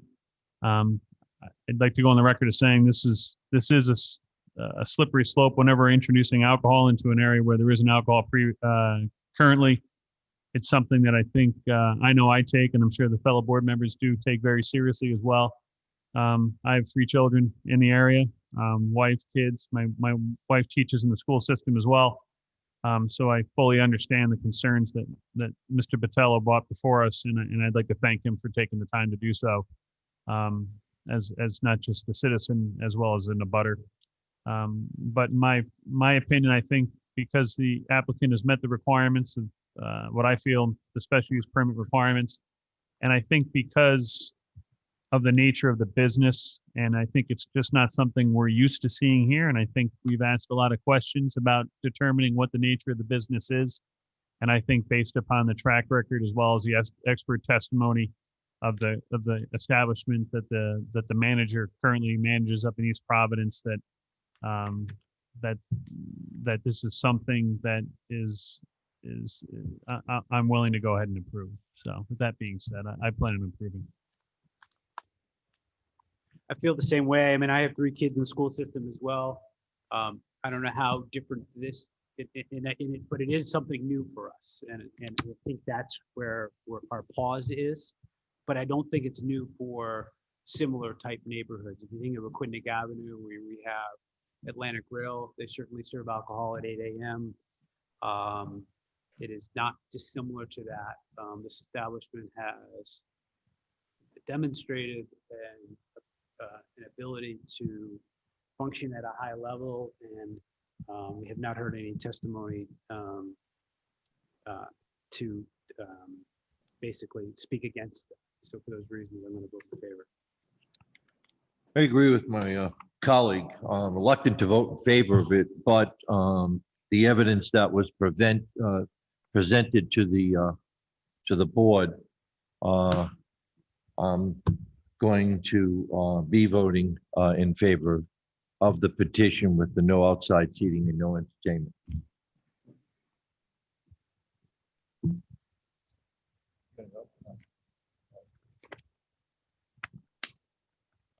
I'm gonna go ahead and vote for it also. Mr. Patello, I understand your concerns. It is a busy road but I really don't think there's gonna be a lot of people in there drinking at 8:30 in the morning. They do the quite a comprehensive plan. I agree with everybody. I'm sorry, could you speak to the mic a little bit? I agree with everybody else that, according to comprehensive plan, they meet all the criteria, and I also agree with you, no outdoor seating and no entertainment. I'm also going to vote in favor of it. I believe that the council has the last say on this right here. And if the council feels that it's a hazard, then they can limit the hours of it from there. I'm going to vote in favor of it. And for all the reasons that have been stated. All in favor? Aye. Opposed? Granted 5-0. Thank you for your time, Mr. Chairman. Yep. Members of the board. Are we good on 26 Brook, Joe? No, that's the North End Club. Still got that tabled, I believe. Is the North End Club, are they back? Huh.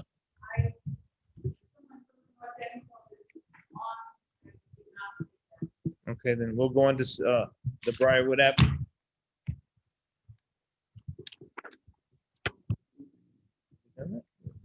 Are they still online? No, we have. Celeste? Are they still available? Some, That was Briarwood. So can we just put a motion to postpone it to next month? You still have another hearing. Oh, okay. One more, yeah, petition. We're gonna do the 75 Briarwood So app. the petition of Leanne and David Parnas for a variance from section 603, 701, 802B, and 803G to allow the demolition of a non-conforming first and second floor decks to construct a new 31 foot by 4 inch by 10 foot second floor addition with a 6 foot by 26 foot deck. Also replace the first floor deck 32 feet 8 inches by 10 feet. The left side with the left side yard setback of 3 feet 8 inches, where 15 feet is required, and construct a 19 foot by 8 foot front porch with a left side yard setback of 3 feet 8 inches, where 15 feet is required, and a front yard setback of 21 feet 8 inches, where 25 feet is required, resulting in an increase in lot coverage from 26 to 29%, where 25% is allowed. Said real estate is located at 75 Briarwood Avenue and further identified as Lot 1 on Tax Assessor's Plat 116 Northeast. Hi, can you hear me? Raise your right hand. Swear the. Hello, can you state? Hi, can you hear me? Can you state your name and address for the record? Leanne Parnas, 75 Briarwood Avenue. You swear the testimony before the board is the whole truth and nothing but the truth, so help you God? Yes, I do. Okay. Thank you very much, Mr. Chairman and members of the board. Thank you for allowing us to submit this petition and to hear it this evening. My husband and I currently live at 75 Briarwood Avenue full-time. We purchased the house 5 years ago. It's a 3-bedroom, 1.5 bath home. We have never rented our home, nor do we ever have any plan to do so. We do have a small condominium in Massachusetts where we stay 1 or 2 nights a week so that I may babysit for my granddaughter. The current rear of this house has an upper deck and a lower deck that the previous owners put in. The upper deck doesn't drain water properly and is currently completely rotted and needs to be replaced. We'd like to demolish this upper deck and where the upper deck is to add a bedroom and a full bath up there. And then another smaller deck off that to allow us another means of egress for the bedrooms. I'm kind of a claustrophobic and I just like to have a deck off of that bedroom. We are both working home during the pandemic. My daughter and son-in-law and granddaughter are working from here a lot, and I'm helping out with my granddaughter. And we just simply need more space in our home. We need another bedroom and a bathroom. The lower deck is just going to just be remodeled, different decking, but will pretty much stay the same. The front, there's a deck there right now. And just as one of the previous petitioners said, ours is rotted as well, and we just want to go over it and have a better entryway into the house.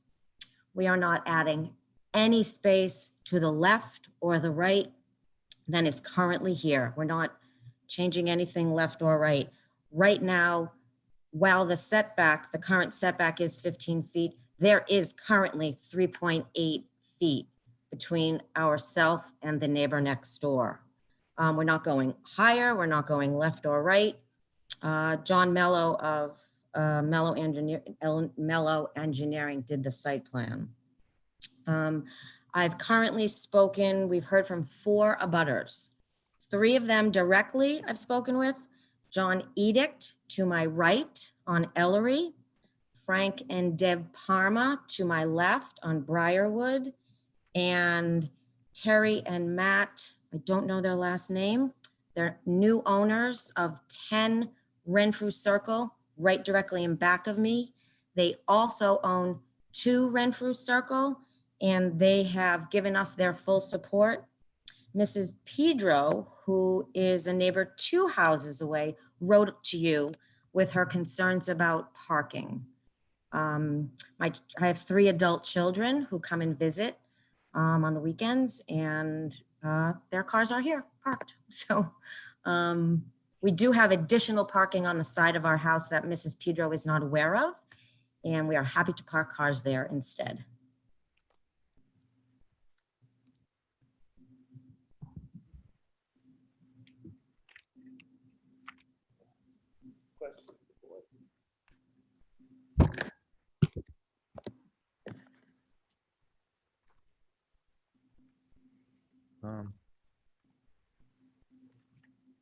No question of the board? Okay, then. Do you have any more testimony? No, I have submitted everything, the plans, the exterior elevation, the interior plans, and the site plan to the building department, to the planning board. Okay, we have all that in front of us, so thank you for that. Okay. There's no more questions from the board, then I'll open it up to the public. And we will see if no one is available from the public. Then I will close the public hearing and I will entertain a motion.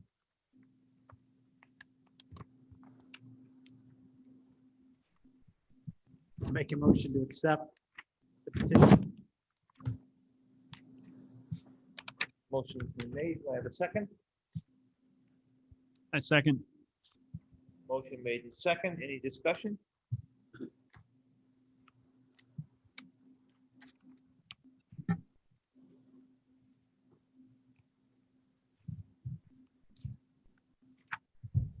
I'd just like to say that from my perspective, we've all seen a lot of growth in that area of town, a lot of issues with making McMansions on small lots of out-of-towners coming in and attempting to turn a small house into something that isn't really in tune with the neighborhood. And as I believe is demonstrated by the applicant, I don't think that's the case here. The applicant has indicated they've owned the house for 5 years. They live in it full time. I understand in today's society, the applicant's ability to go help out a family member with some babysitting responsibilities a couple nights a week. By no means classifies this residence as a second residence. It doesn't sound as if anybody's presented any evidence that would make it look like it is a short-term rental or any of those other issues that we've seen brought before us. And I know we take very seriously as a board. So for all those reasons, I vote to accept the applicant's proposal. Thank you, sir. I'm also going to vote in favor. It seems to me to be the least relief necessary.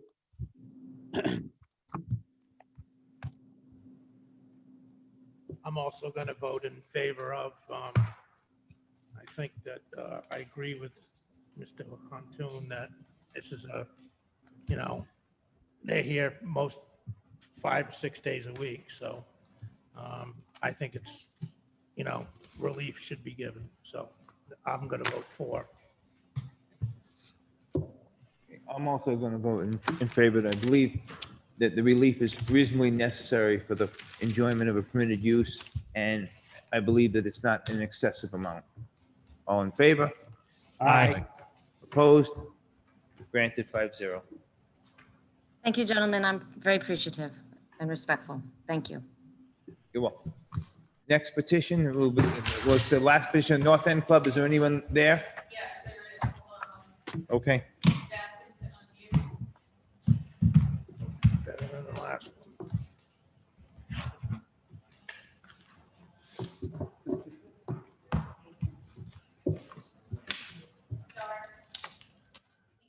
He needs to hit *9, Mr. Chairman. *9, please.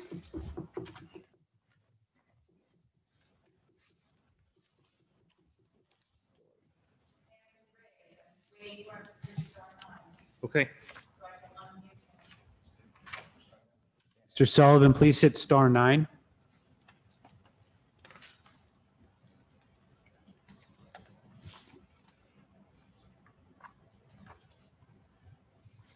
Is there anyone there from the North End Club? Please hit *9.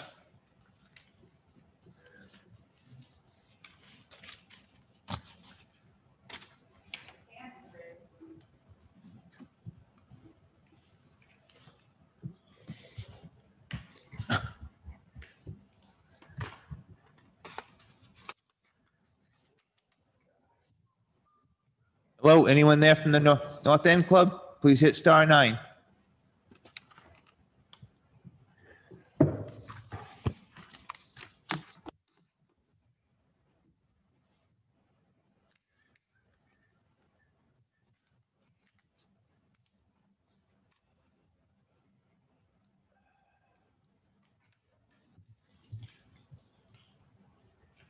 What do we do?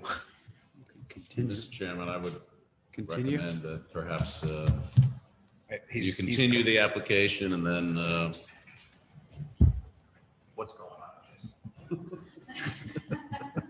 perhaps the applicant. We'll wait one moment and see what happens. And then if not, we'll have to continue the application of the North End Club. I wonder if Mr. Kane can put that on speakerphone.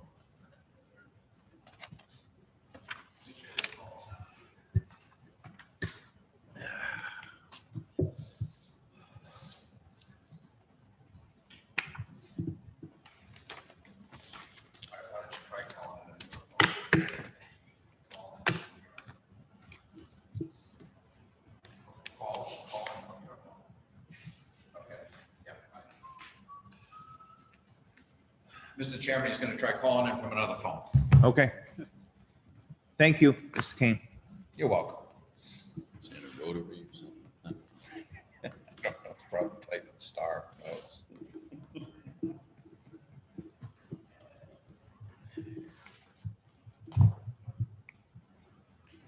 He said it needs a minute to get the.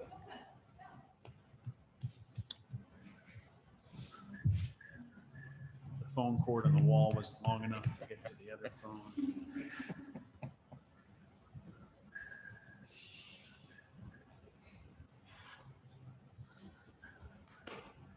Is there any action? No action? Okay, You'll see it come up on the screen. all right. Oh, wait, I mean, that's not a problem. I'm just asking. Yep.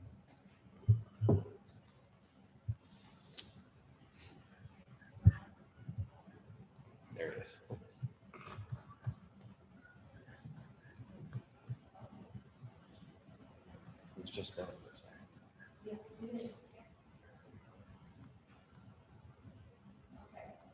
All right, we have somebody here. Oh, good. He has to push star 9. Star 9, please. You have to push star 9.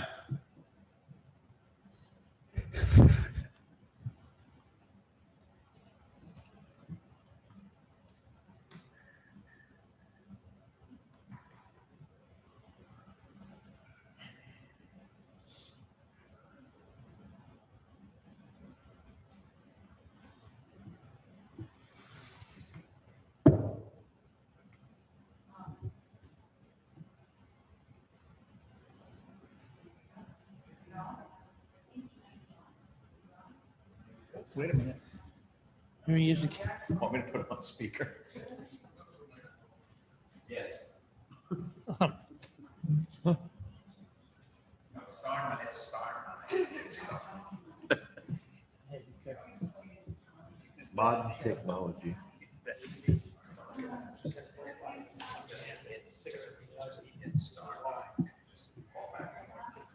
Actually, you know what? Hang on a second. Just hold on a second.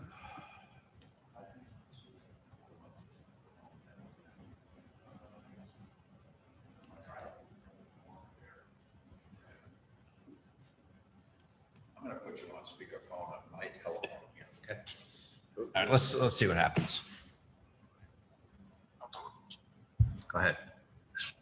Hi, this is Jesse Alvarez from the North End Club. Okay, We're just looking for a new deck on our club. 14 by 18 on the west side of the building. It's going to be for our own personal use. and what is the deck going to be used for? I'm sorry? What is the deck going to be used for? Just for our own use, just for another place to sit outside for the members. And the deck is on ground level, is that correct? I'm sorry? The deck, is it ground level? Is it elevated at all, or is it essentially ground level? No, but it's at ground level. It's probably 10 inches off the ground. Okay.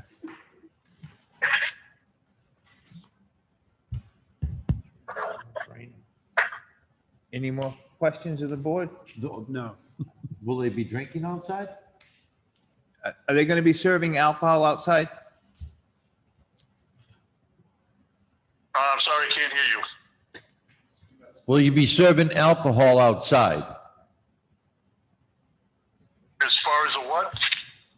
He said, will you be serving alcohol outside? One more time, Jack, I'm sorry. They wanted to know if you're going to be serving alcohol outside. No. No, we would not be serving alcohol outside. So it's just to go outside and enjoy a cigarette? Something like that? Wow. Fresh air. Fresh air. Yeah, I guess you're gonna have to tell us, we can't hear us. Okay, he just made a comment that it was just a place for folks to go out and get some fresh air. Yes, exactly. It's a very small deck. It's gonna be facing a commercial use. We've had no, comments from any of the neighbors, so. Okay. All right. Thank you. Any more questions? No. Okay, we're going to open the public here, open it up to the public hearing. No one online? Okay, then I'll make the motion to close the public hearing, and I'll entertain a motion. Motion to close the public hearing and approve the petition. I'll second. Motion made in second. Any discussion? I'm going to approve the petition, Mr. Chairman. It's minimum relief. It's for the use of the members there to go outside and enjoy some fresh air. I don't see any conflict with it. Any more discussion? No. All right, I'm also going to vote in favor. I believe that, like they said, it's just for the go out and get fresh air. All in favor? Aye. Opposed? Granted 5-0. Granted 5-0. And that's everything. Motion to adjourn. Motion to adjourn, meeting adjourned.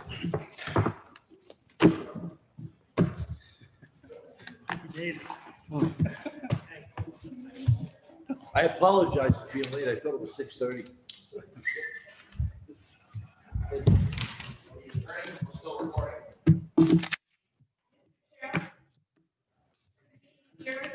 Meeting adjourned, I already adjourned it, yep. Meeting's adjourned. For the second time. Just for those quick hits.